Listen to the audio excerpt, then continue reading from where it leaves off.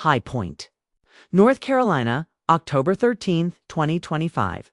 What began as a routine welfare check has turned into one of the most shocking cases of child neglect the state has ever seen.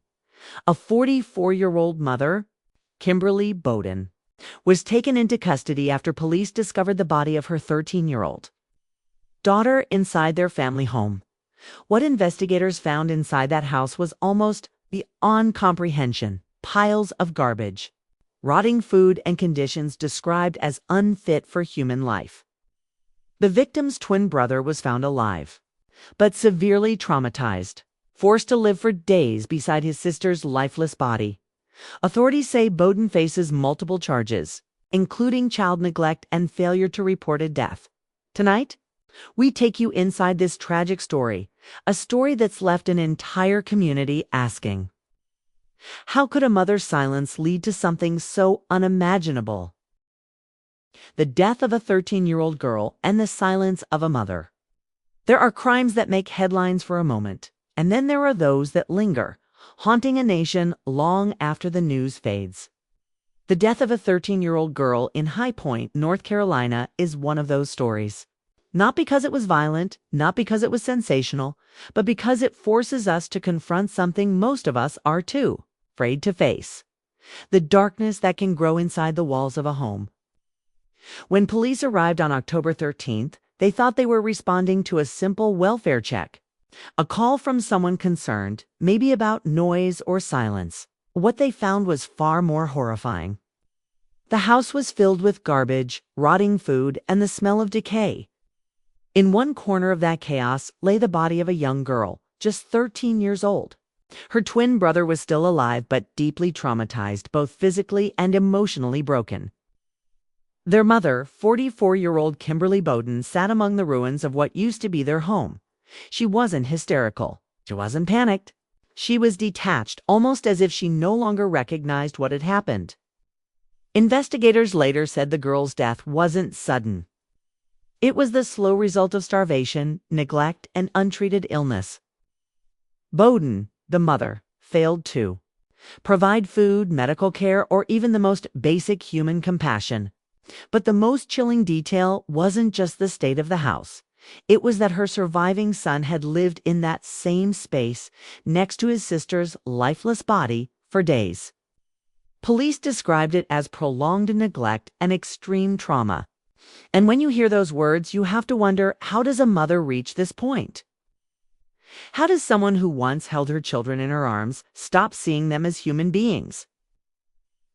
Some psychologists suggest that cases like this often begin long before the tragedy. There's usually a pattern: isolation, depression, or untreated mental illness. A parent under pressure, overwhelmed by poverty or emotional collapse, begins to detach from reality. Over time, that detachment becomes blindness. They stop noticing the hunger, the pain, the fear in their children's eyes. And one day, neglect turns into death. But mental illness alone doesn't explain everything. Because even in the darkest moments, there are choices. Kymberli Bowden had chances to ask for help, to call for aid, to open her door to someone who cared. She didn't. She chose silence. And in that silence, her daughter suffered and her son was left scarred forever. When police charged Bowden with 2 counts of child neglect and 1 count of failure to report a death, the community erupted in anger. People asked, how could this happen in a neighborhood where others lived just meters away? Neighbors said they saw little of the children. The family kept to themselves. No one thought to check. And that's where the story widens, because this isn't just about one woman's failure. It's about society's quiet habit of looking away. How many times have we walked past a struggling family, a child who looks afraid, a mother who seems lost, and told ourselves it's none of my business? But every time we look away, another child falls through the cracks. In America, thousands of children die each year from neglect. Not violence, no guns, no weapons. It's just hunger, sickness, silence. And behind every statistic is a story like this one. The system often reacts too late. Social workers are overwhelmed. Teachers notice signs but lack the power to intervene. Neighbors see things but don't want to get involved. And so the cycle continues until we find a child who can no longer be saved. Kymberli's case is now in court. She faces years, possibly decades, behind bars.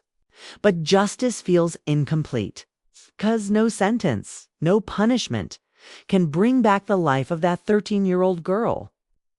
Her twin brother, now in protective care, will spend years healing, trying to understand why his mother, the person meant to protect him, became the reason for his pain.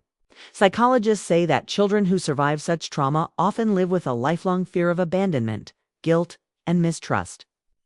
They carry questions that have no answers.